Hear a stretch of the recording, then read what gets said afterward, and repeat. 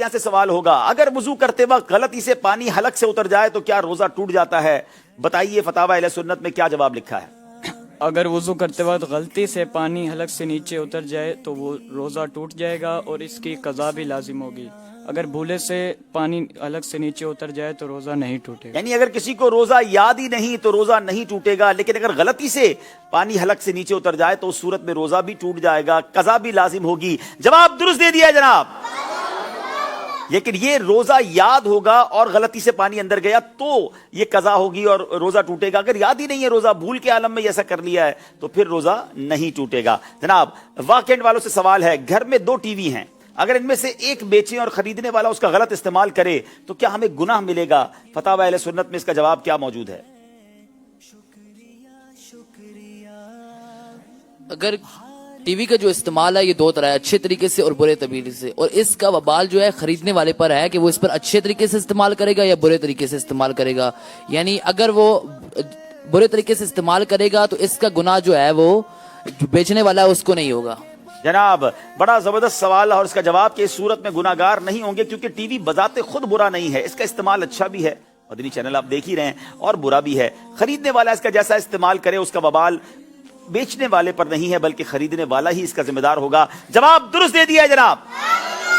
سوال ہے چشتیاں والوں سے، نابالغ لڑکوں کے کان چھدوا کر ان میں سونے کی بالیاں ڈالنا کیسا ہے؟ بتائیے فتاوی اہل سنت میں کیا جواب ہے اس کا؟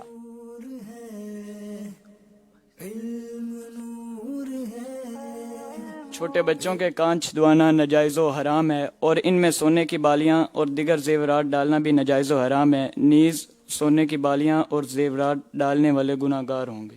جناب نابالغ لڑکوں کے کان چھدوا کر ان میں سونے کی بالیاں ڈالنا، سونے کے زیورات پہنانا یہ بھی حرام ہے، اور ان کے کان چھدوانے والے اور زیورات پہنانے والے گناہگار ہوں گے۔ تو بچوں کے ساتھ ایسا بالکل نہیں، لڑکوں کے ساتھ نہیں کرنا چاہیے۔ جواب درست دے دیا ہے جناب۔ ایڈوانس زکوٰۃ نکالتے ہوئے غلطی سے زیادہ ادا ہو گئی، جو ایڈوانس زیادہ ادا ہو گئی تھی وہ آئندہ سال کے لیے جو ابھی شروع بھی نہیں ہوا وہ شمار ہوگی یا نہیں؟ فتاوی اہل سنت میں کیا جواب لکھا ہے؟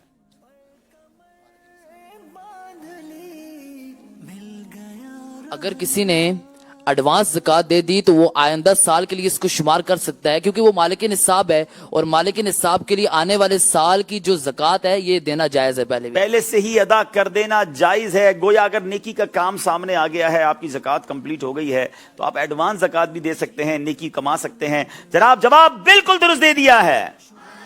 فتاوی اہل سنت اگر آپ کتاب حاصل کرنا چاہتے ہیں تو مکتبۃ المدینہ سے حاصل کر سکتے ہیں، اپنے گھر پر فون کر کے بھی مکتبے کی کتابیں منگوا سکتے ہیں۔ ذرا کتاب دکھائیے، پرائز کیا ہے، صفحات کتنے ہیں، ذرا اس بارے میں بتائیے۔ 170 روپے مکتبۃ المدینہ سے یہ طلب کی جا سکتی ہے، 170 روپے میں، اور 200 سے زائد اس کے اندر فتاوی جات الحمدللہ ہماری مجلس دارالفتہ اہل سنت کی طرف سے اس میں شامل کیے ہیں، اور اس کے صفحات تقریباً 350 کے قریب ہیں۔ علم دین کا خزانہ ہے، ضرور حاصل کرنا چاہیے، اور اسے چاہیں تو dawat-islami.net سے آپ ڈاؤن لوڈ بھی کر سکتے ہیں۔ آئیے پھر چلیں گے اسکور بورڈ کی طرف اور اس کے بعد وہ پروگرام کو لے کر آگے چلیں گے۔ جی